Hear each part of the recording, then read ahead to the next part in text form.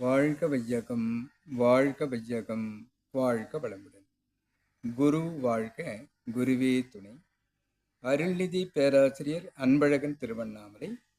அனைத்து அன்புள்ளங்களுக்கும் வாழ்க வளமுடன். குருவின் நினைவில் நின்று சித்தர் திருமூலருடைய ஒரு கவியை நாம் சிந்திக்கலாம். கவி எண் 587 திருமந்திரம்.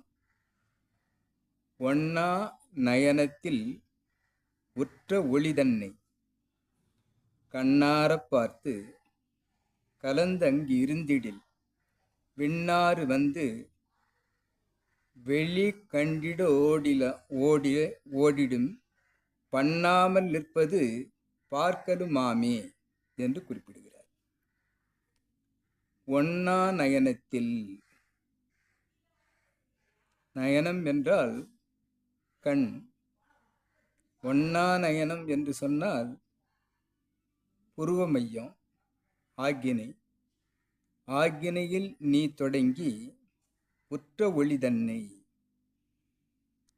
குருவினுடைய திருவடி பற்றி குருவினுடைய தீட்சையை நீ பெற்று அதை ஆக்ஞா சக்கரத்தில் நீ உற்ற ஒளியாக கவனித்தால் கண்ணாரப் பார்த்து கலந்து அங்கிருந்திடில். கண்ணாரப் பார்த்து, பிறகு நேத்திரை தீட்சை என்பதாக குருவிடம் பெற்று கண்ணாரப் பார்த்து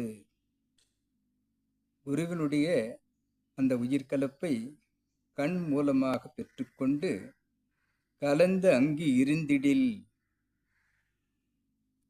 ஆக்கினை தவமும் துரியமும் என்பதாக மனம் தனது மூலமான உயிரை உணர்ந்து உயிர் வேறு மனம் வேறு அல்ல, இரண்டும் ஒன்றுதான் என்று துரியத்தில் கலந்து அங்கு இருந்திடில் என்று குறிப்பிடுகிறார். நமது குரு கூறும், துரியத்தில் யாரெல்லாம் நீடித்து நிலைத்து தவம் இயற்றுகிறோ அவர்களுக்கு துரியாதீதம் பிடிபடும் என்று கூறுவார். அந்த நிலையில் துரியத்தில் அழுத்த உணர்வை நன்றாக பெறுபவர்களுக்கு கலந்தங்கி இருந்திடில் என்று திருமூலர் கூறுகிறார். விண்ணாறு,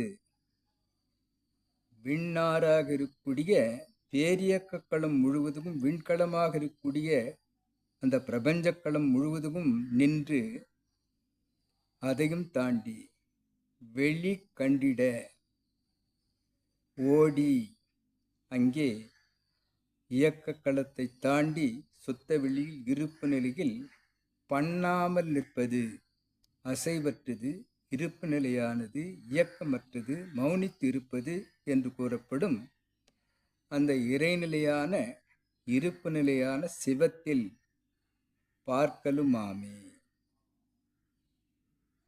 அவ்வாறு சுத்த வெளியில் சென்று அந்த வெட்ட வெளியில் நாம் நின்றால் அந்த சிவமாக அசைவற்று இருக்கக்கூடிய அந்த இறை உணர்வு ஒவ்வொரு மனிதனும் பெற சாத்தியக்கூறி இருக்கிறது என்று கூறுகிறார் திருமூலர். ஆக ஒண்ணா நயனத்தில் ஞானக்கண் திறந்து ஓர்மை நிலை, உடற்செல்களின் சீர்மை நிலை, அறிவு செல்களின் கூர்மை நிலை, நம்மையே நேர்மையாக மாற்றும் நிலை, எவ்வாறு விளைவைந்த விழிப்பு நிலையில் நாம் தவம் இயற்றினால் ஆன்மீகத்தின் நுழைவாயிலாம் ஆக்கினையில் ஒண்ணா நயனத்தில் அந்த ஆக்கினையில் உற்ற ஒளிதன்னை அங்கு பெற்ற அந்த உணர்வை நாம் தொடர்ந்து இயக்கிக் கொண்டே கவனித்து கொண்டே அந்த தவத்தை நாம் செய்து கொண்டே இருந்தால் கண்ணார பார்த்து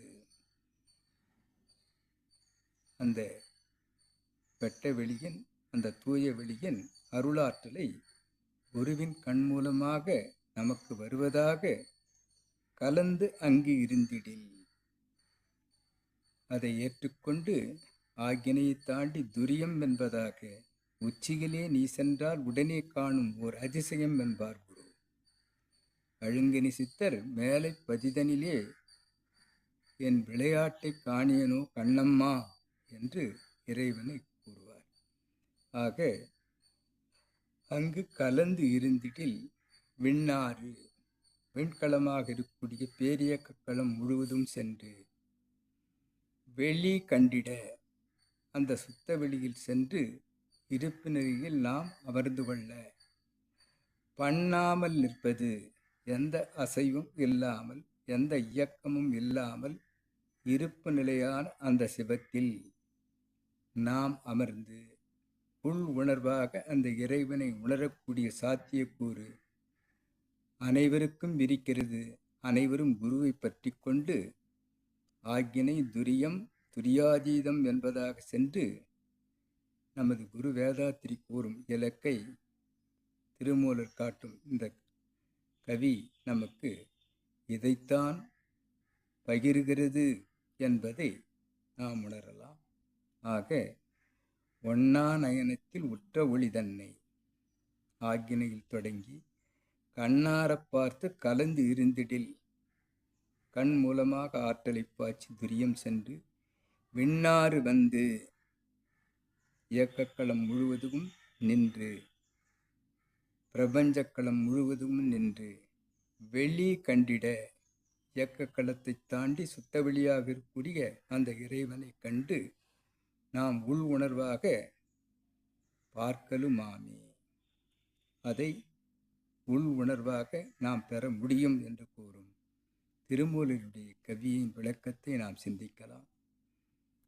கவிதந்த சித்தர் திருமூலருக்கும் என்னுள் இவ்விளக்கங்களை துரியாதீதம்தான் இது என்று எனக்கு புரிய வைத்துக் கொண்டிருக்கும் நமது குரு வேதாத்திரி மகரிஷி அவர்களுக்கும் இதுகாரும் செய்வமெடுத்த அனைத்து அன்பு உள்ளங்களுக்கும் நன்றி நன்றி நன்றி. வாழ்க வளமுடன் என வாழ்க்கை நிறைவு செய்கிறேன். வாழ்க வளமுடன்.